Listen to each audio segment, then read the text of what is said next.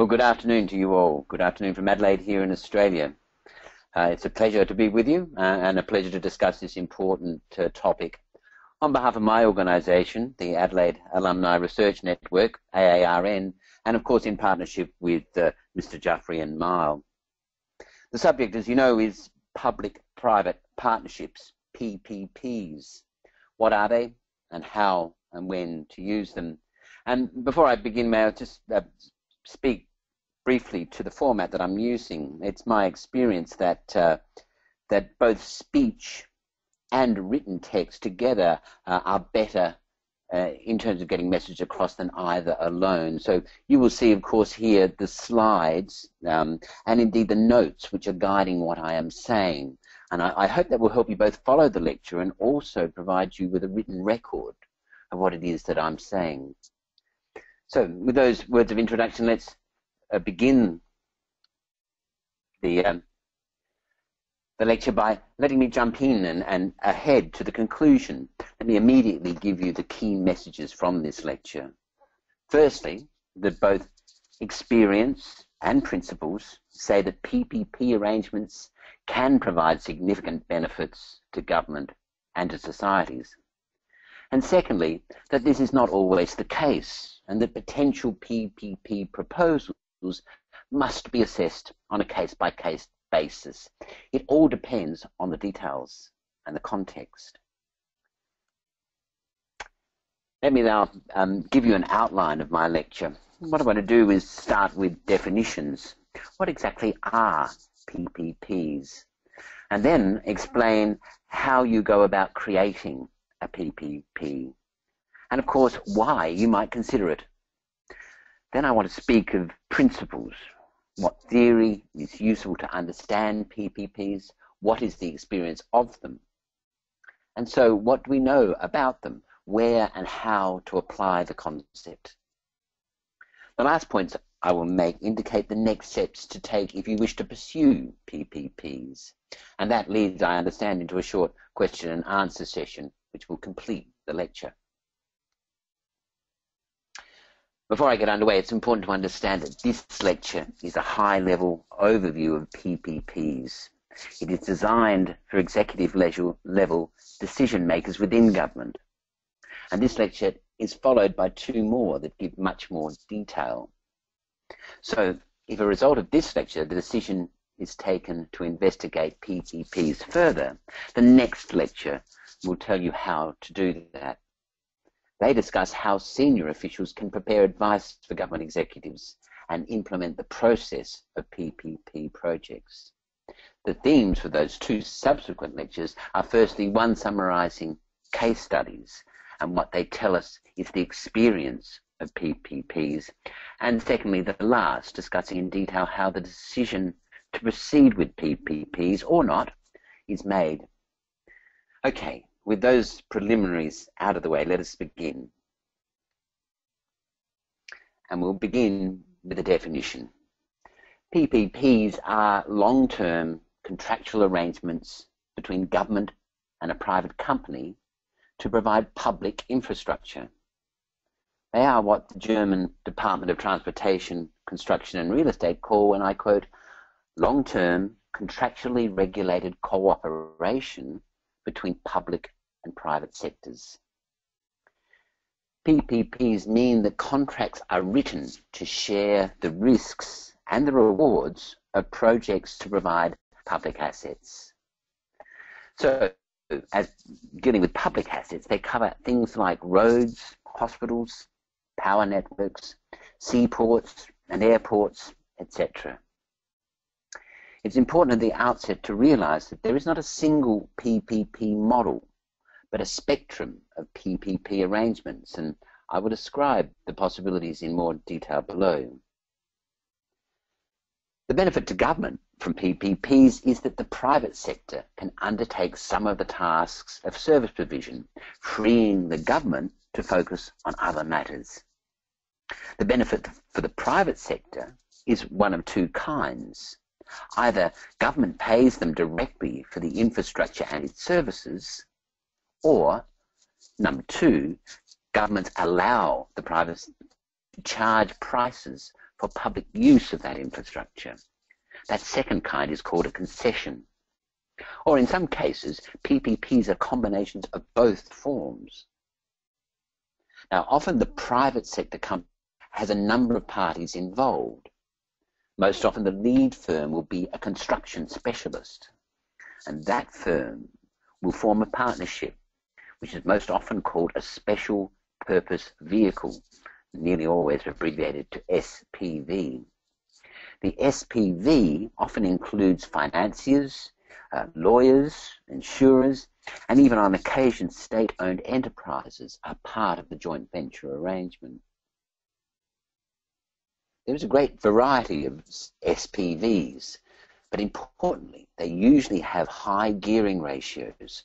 Equity is only about 10% of the total finance required by the project.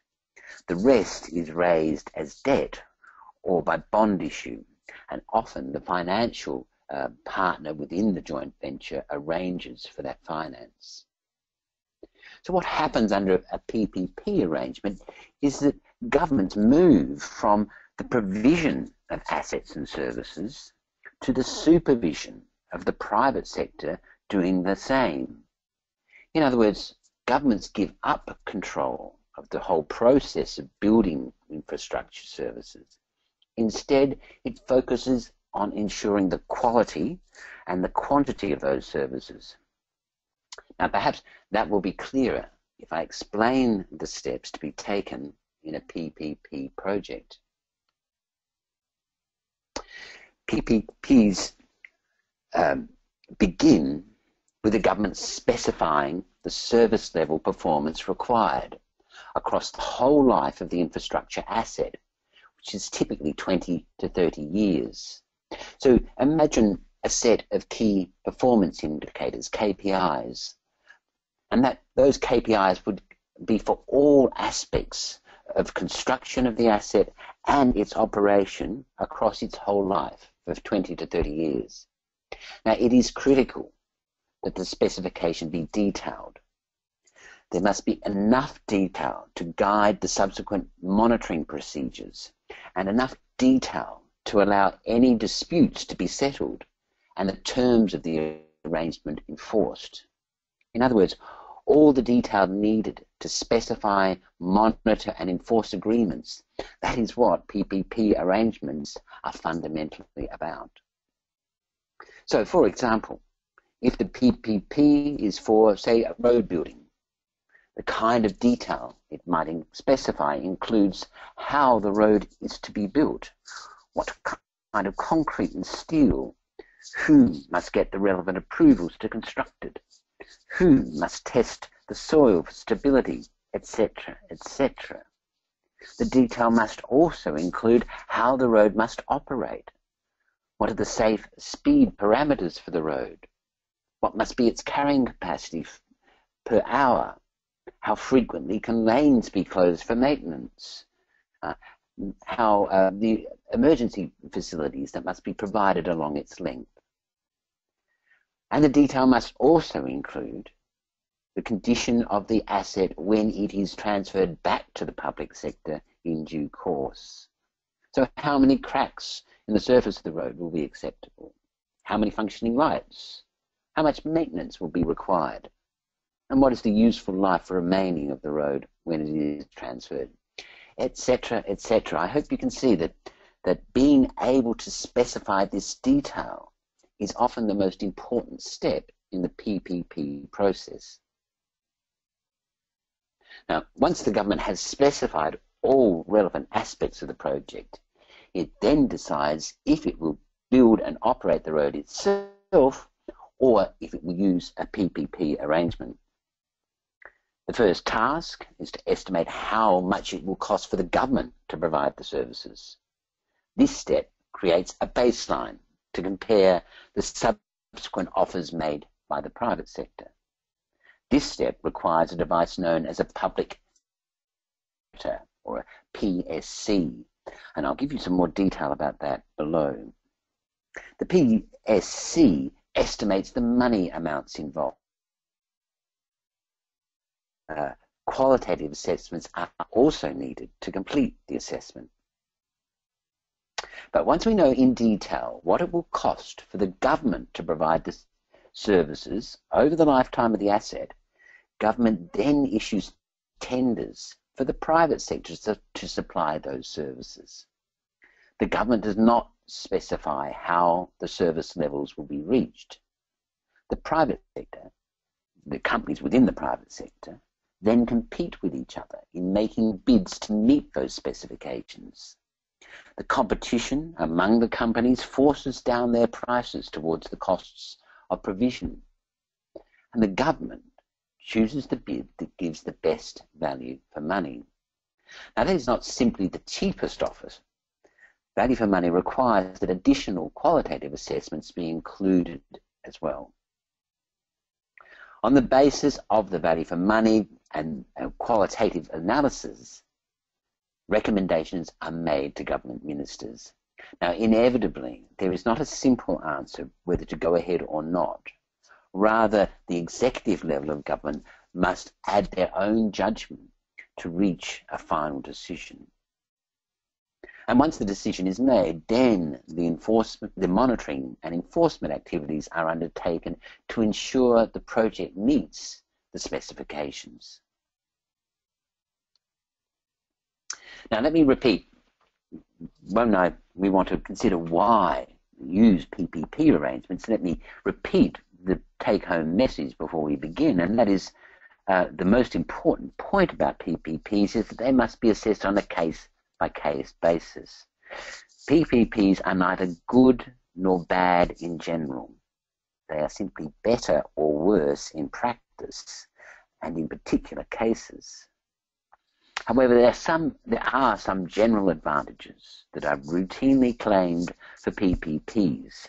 I shall list them without a critical analysis at this stage. The first of the advantages is that PPPs can allow earlier investments in infrastructure. There are many demands on government, many more than any budget can finance. PPPs allow governments to tap into the creditworthiness of the private sector. Governments can improve services without increasing taxes or creating deficits in the short term. But remember, governments must make payments or allow concessions in the long term. So the PPP arrangement reduces upfront costs only. Whether it is better overall and in the long run depends on many critical factors discussed in a moment. In other words, the advantages arise because PPP arrangements change the time profile of government expenditure. Governments spend less now and more later. But of course, governments plan to spend less overall. Another advantage claimed for PPPs is that they allow governments to tightly focus on their role, leaving the private sector to undertake activities from which a profit can be made. In other words, PPPs allow governments to move, and I quote here, from owner and provider to purchaser and guardian of the public interest. PPPs mean government can focus on ensuring that citizens have adequate access to, for example, hospital services. Government does not need to build and own the hospital to fulfill those responsibilities. And because PPPs require detailed agreements, it means that all aspects of the project are considered ex ante before the project is begun. And that means that each project is very well understood before it begins. Too often, this is not the case with government projects. And it means that each party can negotiate a position that matches their desired level of risk and the linked return. In other words, that matches their so-called risk-reward profile. PPPs are also claimed to promote innovation by allowing the private sector to devise means to meet the specifications. Government explicitly specify the desired outputs, and the private sector comes up with a variety of ways to meet the specification. Government can then simply choose the best solution. The encouragement to innovate comes also from the competitive tendering step. Once the output is specified, the potential private providers prepare bids based on their preferred means of delivering those specifications. The better their ideas, the better they are organised, the cheaper is the bid they can provide. In other words, PPPs create a competitive process which helps align incentives with efficient provision of outputs. Now, I must stress that none of these benefits are easily recognised, as I explain further below. But firstly, let me describe some of the ways in which PPPs work. Now, the scope of PPP arrangements is wide and varied. Each variant has its own acronym, and in all variants, ownership is eventually transferred to the public sector. But remember, the timescale is often 20 or 30 years. So each variant ends in the letter T for transfer. In all cases, the private sector SPV, the special purpose vehicle, will build the asset. So the most common acronym is BOT, which equals build, own, and then transfer. And almost always that includes designing the asset. So the next most common is DBOT, design, build, own, transfer. It is also almost universally the case that the private sector organises the finance for the project. Sometimes government might provide some finances or some guarantees, but finance is so often included in the PPP arrangement that it is so often included that no letter F is used. It's simply dropped out. Now, in many cases, such as toll roads, the private sector will operate the infrastructure. So that is a DBOOT, design, build, own, operate, transfer. And this is the most common arrangement for PPPs. It is commonly used for building roads and ports and energy infrastructure. But in some important cases, the private sector does not operate the assets. So it is design, build, own, transfer. Now this is a common arrangement for building hospitals and schools. In these cases, government sees the operation of the asset as a core activity for the public sector. So the PPP covers only the other aspects. Let's now turn to the question of which type of project is suitable for a PPP arrangement. Let me begin with some theory. In theory, of course, a project is suitable for PPP delivery if the benefits of doing so exceed the costs. And the benefits of the PPP arrangement are the efficiency gains that come from involving the private sector. The costs are the so-called transaction costs involved in enacting the contractual arrangements. The most useful theory to understand PPPs is generally thought to be the new institutional economics, the NIE, which I recommend to you by means of its website as a portal. Now, this body of theory argues that it is the transaction costs that determine both if a project will be undertaken by the private sector and how a project will be undertaken. In other words, what form the contractual arrangements will take. As one of the leading NIE proponents and Nobel Prize winner Oliver Williamson has put it, we should see economics in total as a contracting problem. All of economic activity is subject to transaction costs and should be understood in terms of those transaction costs. Now, transaction costs are defined as the costs of specifying, monitoring, and enforcing contractual agreements among the parties. But added to that, and plus, the expected cost of failure of the agreement.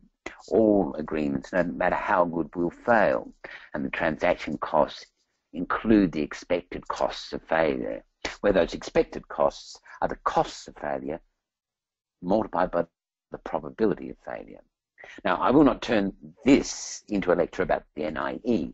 It is sufficient to say that using this NIE viewpoint, the first salient feature regarding PPPs is that the transaction costs are very large. It is expensive to specify, monitor, and enforce the contractual arrangements because they must be in detail over the full life of the project, and they must be in such detail as to give sufficient comfort to all parties in all conceivable circumstances. And understand too that the probability of failure is significant. The high costs in detailing the contracts mean that some details are missed. That means failures occur, and even small probabilities of failure give large expected values when the project itself is large. Because transaction costs are large, that immediately makes the point that only big, long-term projects should be considered for PPPs. The project must be big enough to justify the trouble of dealing with it at arm's length under a PPP arrangement. And the project must be long-term, allowing time to amortize the significant transaction costs. So think about PPPs for major developments at a national scale. PPPs are generally not useful for small regional projects or for ongoing procurement. PPPs are also better suited to situations where it is cheap to specify all the elements of the agreement. As I have said, the project design must be very well developed, and agreed methods must also be specified to measure performance against the specified outputs. So PPPs are favoured when it is cheap to monitor the performance of the SPV. So the specified outcomes should be easily measured. For example, say the PPP is to build a hospital. We must do more than simply specify that government's aim is to have a world-class hospital. That is hard to measure, and that makes a PPP arrangement less suitable. But if government can instead specify the detail about the standard the hospital must meet, then a PPP is more likely. The ease of measuring that specified outcomes also make the arrangement more likely. Excuse me. Efficient procedures are also needed for monitoring, and these are part of the specification, including, for example, how monitoring reports are to be reviewed, what trigger points are, what are the trigger points for further action, etc. Again, the detail is critically important. It must be also cheap to enforce the contract. A PPP arrangement is more likely if there are clear dispute settlement procedures. Now, this often requires that there be a clear legal position. In common law nations, this means strong legal precedents are helpful. If we can predict how courts will view particular situations, that adds certainty. By contrast, uncertainty discourages agreement. In civil law nations, where common law principles do not apply, it might also require specific legislation regarding PPPs to avoid any ambiguities. In addition, the last type of transaction cost is also important, and that is the expected cost of failure. Despite all the efforts to specify, monitor, and enforce agreements, PPPs sometimes fail, and the risk of failure must be included in the assessment. This raises the most problematic part of PPPs, that is risk transfer, which I will discuss in more detail below. But it is such a large topic that risk transfer is a major part of the third lecture in this series. In addition to the projects with relatively low transaction costs, where PPPs are best suited, they also work best when they provide big efficiency gains. Now, firstly, PPPs work best when the project requires innovation. It is frequently said that the private sector is more innovative than the government sector. To the extent that this is so, then the private sector is better able to bear the innovation risk. And so the PPP is more likely to be the better arrangement. Secondly, PPPs are likely when the activity involved is only weakly related to the role of government. A project like building a new football stadium is not a core function of government. If government wants to have the stadium built and operated, it would need to create special agencies for the task. That would distract it from its core functions. PPPs are more beneficial and more likely for these kind of projects. By contrast, a project like a new hospital fits within the scope of government, especially that is in nations with significantly funded healthcare. Government already have some responsibility for people's health and well-being. Those governments already have a Ministry of Health and might also already operate hospitals. The operation of a new hospital is likely to be delivered under a PPP. Of course, I stress the word operated. The design, building and maintenance of the hospital are different matters. They are not core functions and are often undertaken under PPP arrangements, leaving the government to focus on the quality of the hospital's operation. The final set of characteristics relate to more qualitative considerations. PPPs necessarily require the government give up direct, complete public control. But giving up control might have unseen long-term consequences. Consider just briefly a real-world case like a tunnel project in Sydney, a recent case in Sydney, Australia. The project was based on the private builder and operator charging a toll for tunnel users. The PPP agreement included that the government would close some existing roads to make it more likely users would take the tunnel. This proved to be very politically unpalatable. In addition, pressure to develop adjacent suburbs meant that the costs of closing some of the roads had been underestimated. So the government reopened the roads. It took back control of the road network, but it paid large penalties under the PPP arrangements for doing so. So this says again that the government must have clear and long-term plans into which this project and the PPP arrangement fits neatly. Sounds easy? Experience says that it is not. So what is the best way to approach the PPP decision? The first question is, of course, to decide if government really wants to undertake the project. Now, I will not look at this decision in any detail in this lecture. However, in brief, the state of the art is to conduct cost-benefit analyses of a project and its alternatives and choose those with the highest benefit to cost ratios.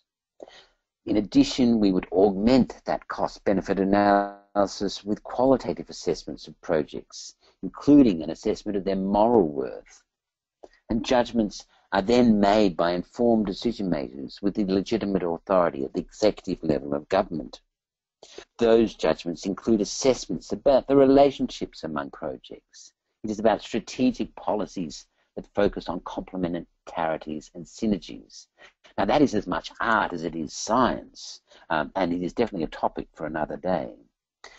In this lecture, I want to focus on how we make the PPP decision after the decision has been made to proceed with a particular project. For example, if government has decided it wants to build a new hospital, should that be done by means of a PPP?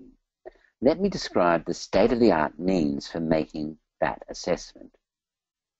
The primary decision-making tool for PPPs is the so-called public sector comparator, the PSC I mentioned before. The PSC sets out all the costs.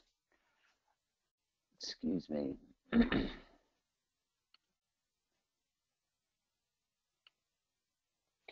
I do apologize. The PSC sets out all the costs to government if it undertakes all the activities.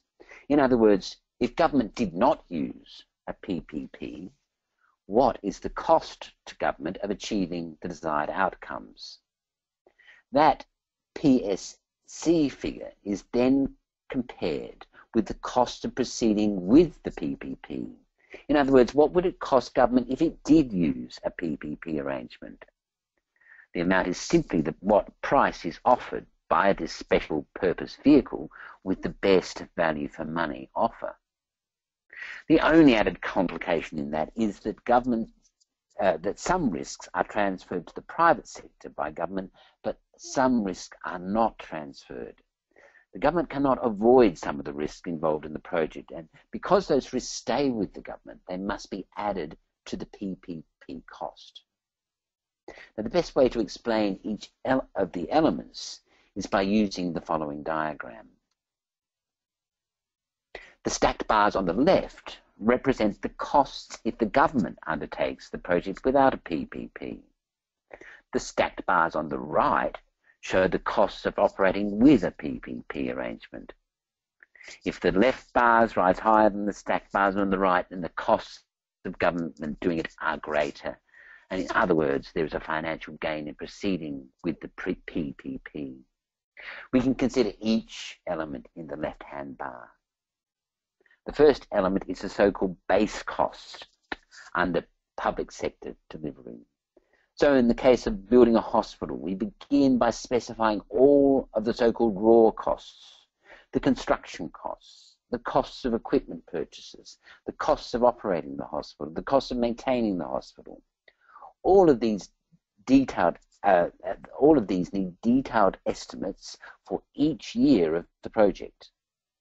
Now, these costs must be expressed in present value terms. In other words, their numerical values showing money amounts must be adjusted to take account of the fact that money spent today is more valuable than money that is spent in the future. The adjustment is performed by using an appropriate discount rate, and that discount rate must reflect the so-called systematic risks associated with the project. How to choose that rate can be controversial and is a subject for the third webinar. The second element in the PSC assessment is to adjust the raw figures, the raw present value figures, to take account of the tax exemptions or subsidy provisions that apply only if government undertakes the project. This is the so-called competitive neutrality adjustment. For example, if government does not need to pay sales tax on construction materials, that appears to make government provision cheaper. But if the private sector undertakes the project under a PPP arrangement, they will pay money to government as sales taxes, and that will add to government revenues. So it makes sense to add to the PSC the tax payments that would not be made if government went ahead with the project. Similarly, if the government undertakes the project, the costs might be less because other governments provide assistance at no cost. That implicit subsidy would not be paid if the private sector undertakes the project. And so it makes sense that any additional subsidies which would be taken away from the PSC calculation. The remaining elements of the PSC concern risk. Now, as I've said, some of the risks can be transferred to the private sector. The SPV, the special purpose vehicle, will then adjust its bid to reflect the expected value of the higher risk. So this risk is included in the PPP bid, and hence it must be included in the PSC calculation. But some of the risks are not transferred to the private sector. The value of these risks must also be added to the costs of the best SPV bid as available as well. In other words, retained risk must appear on both sides of the comparison.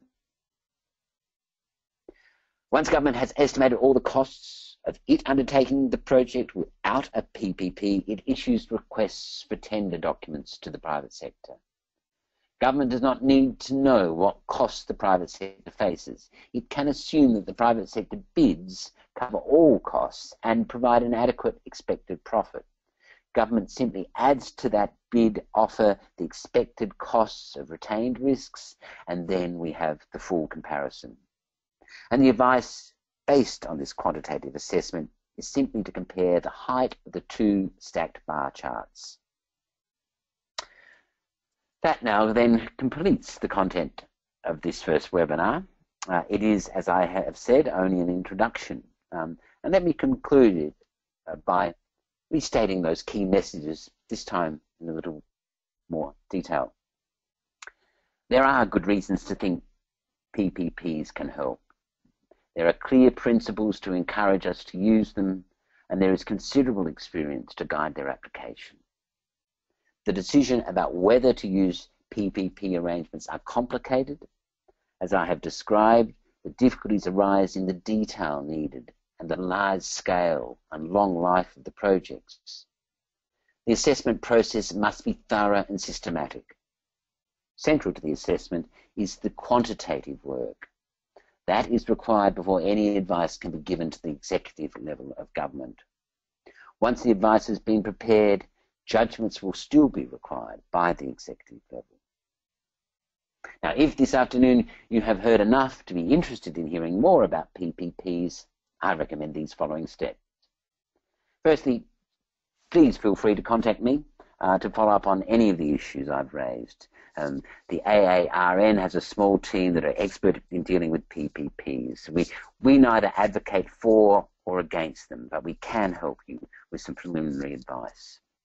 And in addition, of course, please come along to the next two seminars where I will provide more details about PPPs. On Sunday, the 1st of May, I will present information regarding case studies of PPPs and the principles that derive from them.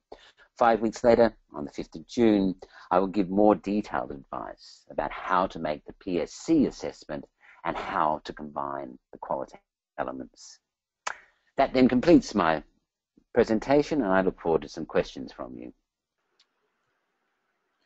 Well, thank you very much, Dr. Chapman, for a very interesting presentation. Folks, we are now open for Q&A. If you have any questions, you could either put it in the question box or you could raise your hand. There's a hand icon available on the console. So let me go. We have a caller who's raised hand, was raised a bit earlier, but let me ask Mr. Brother Abrar Sheikh, brother, you've raised your hand. Do you have any questions? Hello? Hello, thank you very much. Yes, Brother Abrar, could you introduce yourself and ask the question? Thank you very much. Yes, sir. My name is Abrar Sheikh. I'm based in Riyadh, Saudi Arabia, and I've been throughout my life working with the healthcare sector. My question is that in the economies where we have very tight regulatory controls, it makes very difficult for the private sector to work with the public sector in the bureaucratic chains and the red tapeism. So how we can remove these hurdles in such kind of environment? Thank you. Oh, Mr. Jaffrey, may I answer the question? Yes, Dr. Chapman, please go ahead. Thank you. Thank you. Yes, thank you.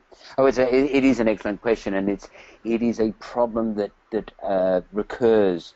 In the next lecture, I will give two examples from the healthcare sector, and one of them in particular illustrates this pressing problem.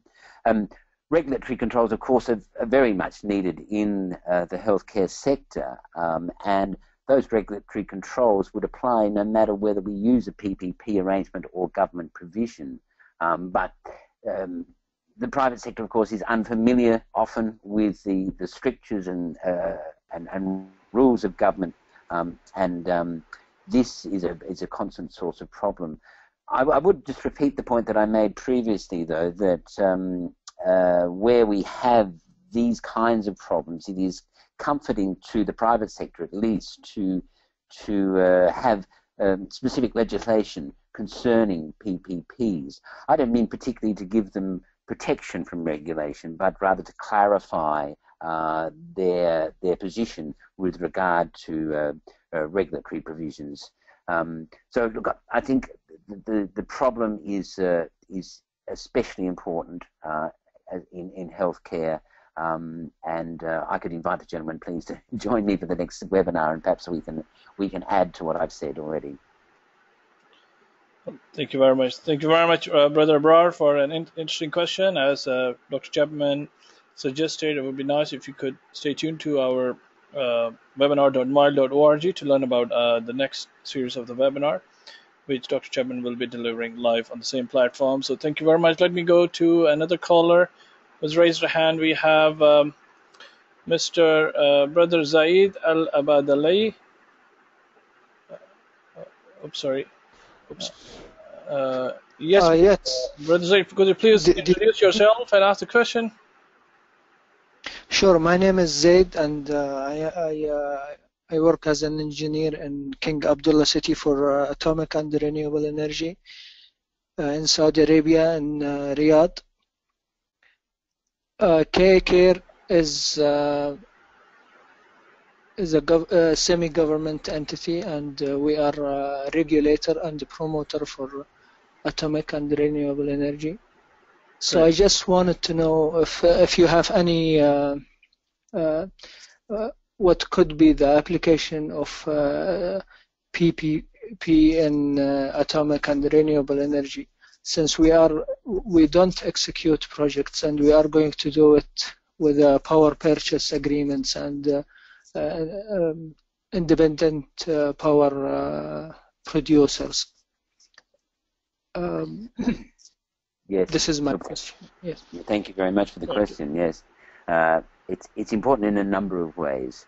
Let me first say that there is a great deal of experience in using PPPs to deliver power networks, both generation and transmission and distribution. So a great deal of experience there. It's a mixed bag. Most applications are, but generally speaking, these applications have worked particularly well. I think extra issues arise when we are talking about atomic energy. Obviously, there are technologies there where where special regulatory and safety provisions apply. I would also, if I could, just echo the points I made about innovation. I'm particularly interested. We at AARN are particularly interested in renewable energy, and we're looking very closely at the new applications of microgrids in parts of the world. I'm very aware that there are a few, in fact, as we understand it, no really worthwhile PPP arrangements for renewable energy that fit the bill as far as encouraging the innovation that we want to see.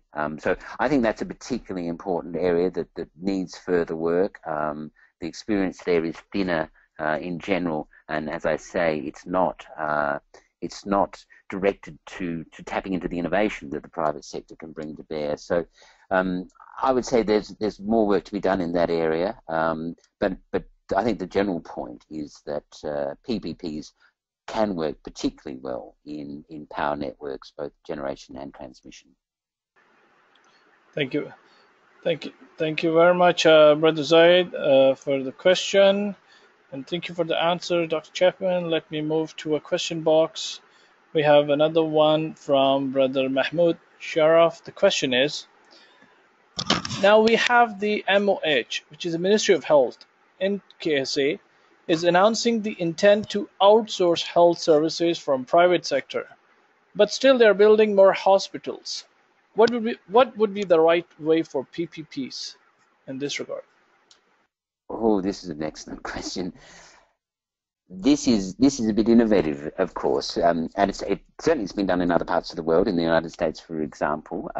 As I said in my presentation, in most cases, certainly the case in Australia, Canada, and Europe, it is most common for PPPs to cover the building of hospitals, their building and maintenance, but not generally their operation. The only exceptions to that are things like non-clinical services, catering, cleaning, those kind of things. But most often, clinical services remain the purview of government. Now, this idea of outsourcing the health service while the public sector builds the hospital is less well tried, and I think the experience on this is rather thin. It suggests to me rather that if that is indeed, I wasn't aware of this, but if the Ministry of Health is moving in that direction, then I perhaps will make that something of a focus for the next webinar to chronicle some of the experience, as limited as I think it is, about that very issue. I think it's the most interesting way of approaching it, and to be, generally speaking, the building of the hospital is a low risk activity. The innovation, of course, in hospital design is something that the private sector is well able to bring to it. But the health services themselves, I can imagine the specification of the outcomes is going to be very difficult to achieve in a satisfactory way. It's not enough to be measuring the inputs to a health system. We really are interested in the health outcomes for people, and constraining the PPP partner to provide adequate services in that regard, I think, is going to be problematic. But as I say, I will get some of my people to have a look through the literature again and just see if we can find some useful examples of cases where health services themselves has been outsourced. Thank you very much. We have another caller, our regular caller, Dr. Muhammad Rashad Faridi. Doctor, once again, sir, please introduce and ask the question. Thank you very much. Hello, I'm Dr. Rashad Faridi. I'm a professor here in the university in Al-Quds, Saudi Arabia. And Paul, my question is that in terms of supply chain management, when from the downstream and the upstream, is it possible that we can have the PPP at the early stage, and in between it's more focused on the organic way of the private, and then at the later stage it's again a PPP at the customer end, some way like that, and reshuffle themselves on a regular basis where they find that the value is deteriorating, where they can think of bringing efficiency and productivity. So I was thinking your thoughts on that process. Doctor, thank you so much.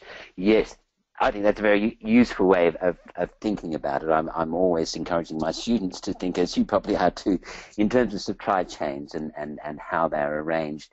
Yes, look, I think what we know about supply chains in the modern world is that the innovation, the real value adding is at the beginning and at the end of them. It is in the early stages of the supply process, and of course the latter stages where the interface with the customer is critical.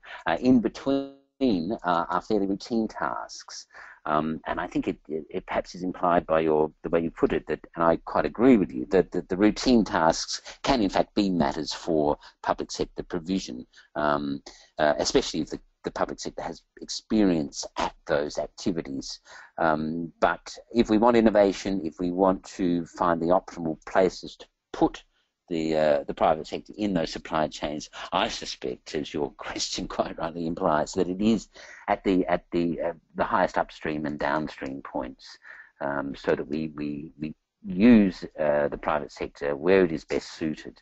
And that, of course, will reduce the pressure on governments and free up some of its resources for things for which it is better suited. To repeat, I think the great advantage of a PPP is that it can match the risk and reward profile that each party is best suited to.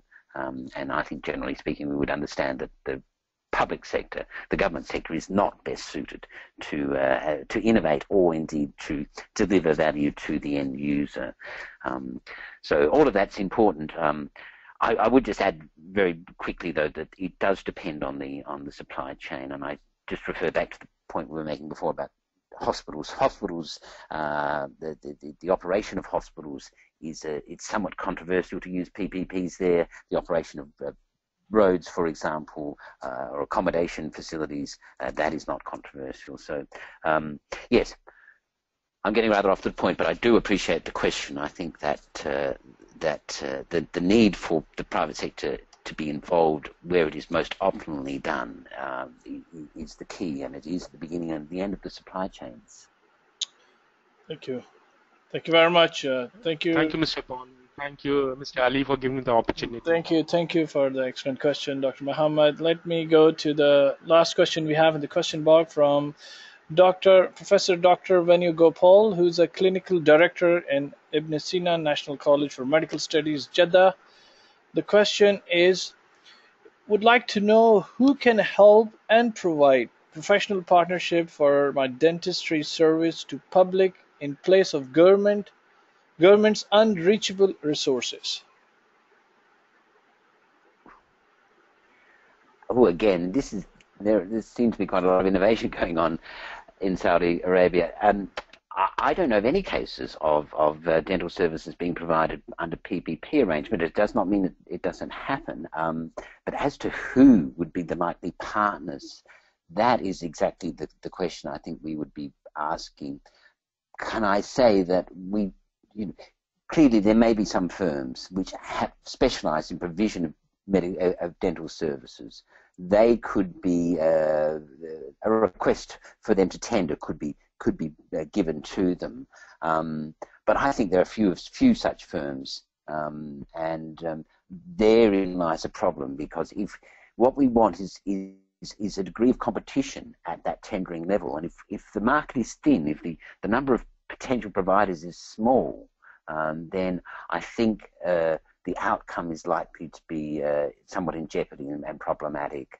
So as to the question of who is a potential supplier of those services, I'm afraid I can't help the learned gentleman. I'm not aware of any organisations that have either sent PPPs for this or successfully contracted to provide those services.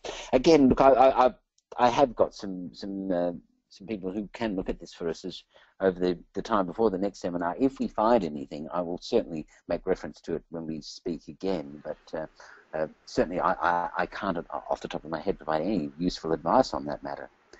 I do apologise for that, but there we are. Okay, we have one caller raised a hand, so let's take it. And let me go to, we have Emery Ruba. Emery, could you please introduce yourself and ask the question as you've raised your hand?